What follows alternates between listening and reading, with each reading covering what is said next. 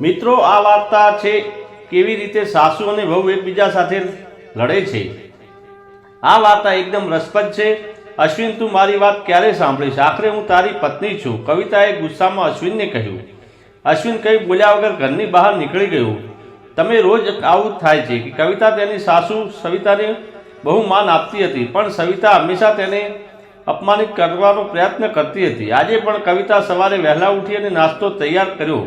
અશ્વિને સોજીની ખીર ખૂબ જ પસંદ હતી, ત્યાંથી તેણે નાસ્તાની સાથે ખીર પણ બનાવી હતી અને બધાને ખીર પીરસી હતી। તેના સસરા રાકેશને સવિતાને ઠપકો આપતા કહ્યું કે આ કેવો વર્થનો ખર્ચો છે। સવારે કવિતાને જોઈને સવિતાએ પૂછ્યું કે વહુ, આ દેશી ઘીની ખીર કેમ બનાવી છે? તે તમારા મામાના ઘરેથી આવી છે એટલે મેં થોડી બનાવી છે, આ કહ્યું। પછી કવિતા અશ્વિન તરફ જોઈ રહી હતી, કદાચ તે કંઈ કહે। ત્યારે સવિતાએ કહ્યું, હું બધું જાણું છું કે તે મારો પુત્ર હોવાનો ઢોંગ કરી રહીને તેને જાતે જ ખાવા મંગાવ્યું છે। અશ્વિન શાંતિથી નાસ્તો કરતો રહ્યો। કવિતાની આંખોમાં આંસુ વહી ગયા જ્યારે અશ્વિન એક પણ કોળીઓ લીધા વગર ગયો। અશ્વિન ઓફિસે જવા નીકળ્યો, તે ઘરનું કામ પૂરું કર્યા લાગી। સવિતા ડ્રાઇવિંગ રૂમમાં બેસીને વાતો કરી રહી હતી। પોતાનું કામ પૂરું કરીને કવિતા તેના રૂમમાં ગઈ અને રડવા લાગી। તેને હજુ પણ યાદ છે કે તેના પિતાએ તેને કેટલી કાળજીપૂર્વક વિછેરી હતી। એકવાર તેણે ગાજરનો હલવો બનાવવાનું કહ્યું, પણ માતાએ સોજીનો હલવો બનાવ્યો। પપ્પાએ જલ્દી ખબર પડી તો તેઓ તરત જ બજારમાં ગયા અને ત્યાંથી ગાજરનો હલવો લઈ આવ્યા અને એક દિવસ વગર તેમણે 2-3 દિવસ ગાજરનો હલવો બનાવવાનું શરૂ કર્યું। આજે તેને સોજીના હલવા વિશે ઘણી બધી વાતો કહેવા આવી રહી હતી। તેના સાસુ અને સસરા પર ગુસ્સે ન હતી, પરંતુ અશ્વિન પણ કંઈ કહી શકતો ન હતો। જ્યારે તેણે અશ્વિનને ફરિયાદ કરી ત્યારે તેણે ફક્ત એટલું જ કહ્યું કે આ ઘરમાં ફક્ત માનું મનપસંદ ભોજન રાંધવામાં આવે છે, હવેથી મારી પસંદગીનું કંઈ ન કરતી। કવિતાએ અશ્વિન સાથે વાત કરવાનું બંધ કરી દીધું। એમાં શું વાંક હતો? કવિતાએ કહ્યું કે તે અશ્વિન ખૂબ જ પ્રેમ કરે છે। તે જ રીતે થોડા દિવસો પસાર થયા અને એક દિવસ કવિતાએ સવિતાને કહ્યું કે તેના ઘરે જવા માંગે છે। તું થોડા દિવસ શામ કહે તો આજે ચાલી જાઓ। ઘણા દિવસો પહેલાં મને માતાનો ફોન આવ્યો હતો કે પપ્પાની તબિયત સારી નથી। જ્યારે પણ કવિતા ત્યાં જાય છે તો 1 અઠવાડિયા સુધી પાછી આવતી નથી। ઘરનું કામ કોણ કરશે? તારા સસરા અને મારો દીકરો સાંજે થાકીને ઘરે આવશે અને તેઓ અહીં જમવામાં પણ નહીં ખાવે। મને ચક્કર આવે છે, હું રસોઈ કરી શકતી નથી। જો તમને જવું હોય તો 1 દિવસ માટે જાઓ। કવિતા તેની પોતાની મરજીથી સવારે પહોંચે છે। ત્યાં પહોંચ્યા પછી તે બધું આશ્ચર્યચકિત થઈ જાય છે।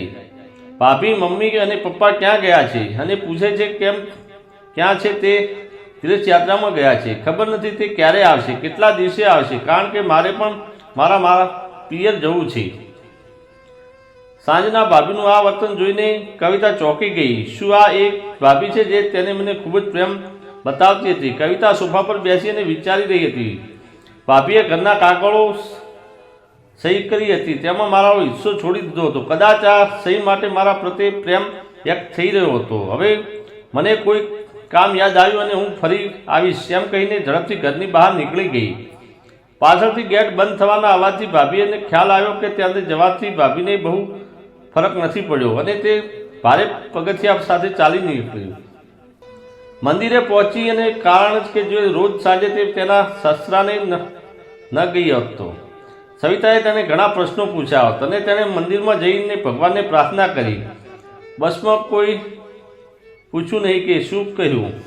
બહાર આવી અને ભગવાનના ચરણમાં માથું નમાવીને બેસી ગઈ। ત્યાં તેણે તેના માતા પિતાને સામે ઝાડ નીચે બેઠેલા જોયા। કવિતા તેની પાસે દોડી ગઈ અને કવિતાને જોઈને તેણે તેની સાથે વાત કરવાનું શરૂ કર્યું। દીકરી, તું અહીં કેવી રીતે? પપ્પાએ પૂછ્યું। એ બધું છોડો, તમે અહીં તીર્થયાત્રા કેવી રીતે આવ્યા તે કહો। કવિતાની ધીરજ તૂટી ગઈ, તેની આંખોમાં આંસુ આવી રહ્યા હતા। દીકરી, તારી ભાભીએ તને જૂઠું બોલીને ધંધામાં પૈસા રોક્યા। તારા ભાઈએ ઘર પર પોતાના નામે કરાવી લીધું। ઘરના કાગળો પડતર રાખીને સાવકાર પાસે લોન લીધી અને પછી બોજ બનીને ઘરની બહાર કાઢી મૂક્યા। પપ્પા, શું થશે? કવિતાની માતાને રડતા રડતા કહ્યું। દીકરી, ચિંતા ના કર, અમે ક્યાંક વૃદ્ધાશ્રમમાં જઈશું। તું તારા સાસરે જા અને ત્યાં કોઈને આ વાત ના કહેતી। તેના માતા પિતાએ આ હાલત જોઈને તેમને પોતાની સાથે લઈ જવા માંગતી હતી, પણ ત્યાં તેનું શરણો ન હતું. આસ્તિક અને માન આપતી ન હતી. ભારે હૈયા કવિતાએ તેના સાસરીઓ તરફ ચાલી ગઈ. આજે તેને એક છોકરી હોવાનો અફસોસ છે અને ઈચ્છે છે કે તે તેના માતા પિતા માટે કંઈ કરી શકતી ન હતી. ઘરે આવી અને તેણે બહુ મુશ્કેલી ઘરનું કામ પૂરું કર્યું અને પછી તેના રૂમમાં જઈને ચૂપચાપ બેસી ગઈ. તેની આંખોમાં આંસુ વહી રહ્યા હતા. અશ્વિને તેની ઓફિસના કામમાં વ્યસ્ત હતો. ત્યારે તે ઊંઘમાં આવી અને કવિતાને પૂછ્યું કે શું વાત છે? આજે ફરીથી તારા મનમાં કંઈ ખરાબ થયું છે? હું આંસુ પાડી રહી હતી. કવિતા પોતાની જાતને રોકી ન શકી અને તેણે રડતા રડતા અશ્વિનને આખી વાત કહી. માતા પિતાને અહીં લાવ્યા આ ઉંમરે હું ક્યાં જઈશ? અશ્વિને જવાબ ન આપ્યો અને તેની પડખે સૂઈ ગયો. આનાથી કવિતા ખૂબ ગુસ્સે થઈ ગઈ. આજથી હું પણ એમના માતા પિતાની સેવા નહીં કરું, જોઈ લઈશ.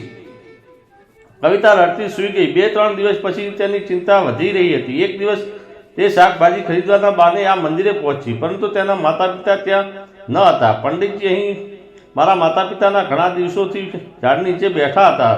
તમે તેમના વિશે કંઈ જાણો છો? તો તમારું નામ કવિતા છે? પંડિતજીએ આ વાત સાંભળીને કવિતાએ પૂછ્યું. હા, પણ તમને કેવી રીતે ખબર પડી? તમારા માતા પિતાએ તમને સરનામું આપવાનું કહ્યું હતું અને તેણે કહ્યું કે તે હવે અહીં નહીં રહે. કવિતાએ સરનામું જોયું. કવિતા તે મંદિરની બહાર આવી અને ઓટો રિક્ષા લઈને ત્યાંથી ગઈ અને તે સરનામે પહોંચી અને દરવાજો ખખડાવ્યો અને તે છોકરી બહાર આવી. પંડિતજીએ અને સરનામું આપ્યું. કવિતા બોલી, તું કવિતા? છોકરી બોલી, તું કવિતા છે? દીદી, અંદર આવી જાઓ. કવિતાને કંઈ સમજાયું નહીં. તેણે અંદર જઈને જોયું તો તેના માતા પિતા સોફા પર બેઠા હતા.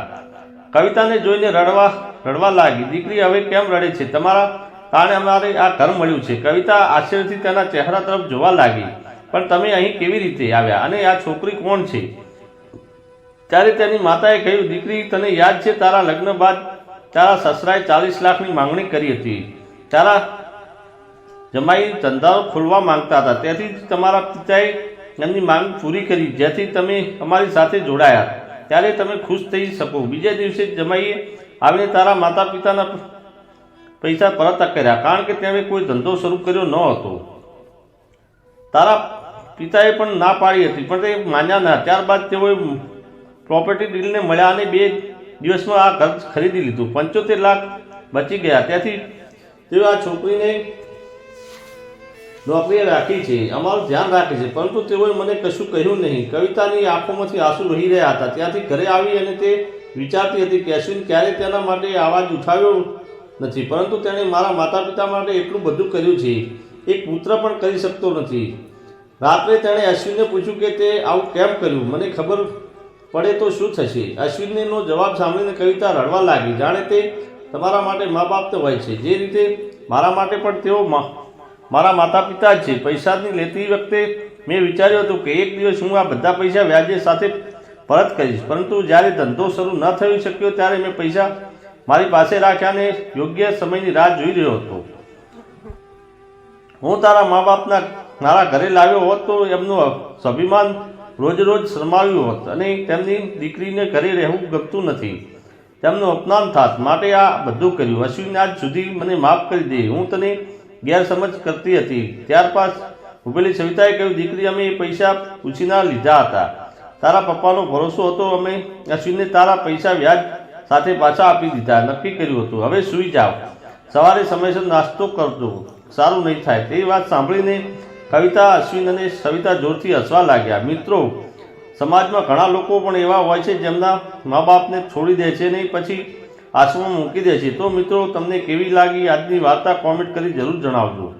અને ચેનલમાં નવા હો તો ચેનલને સબસ્ક્રાઈબ કરવાનું ભૂલશો નહીં. ધન્યવાદ.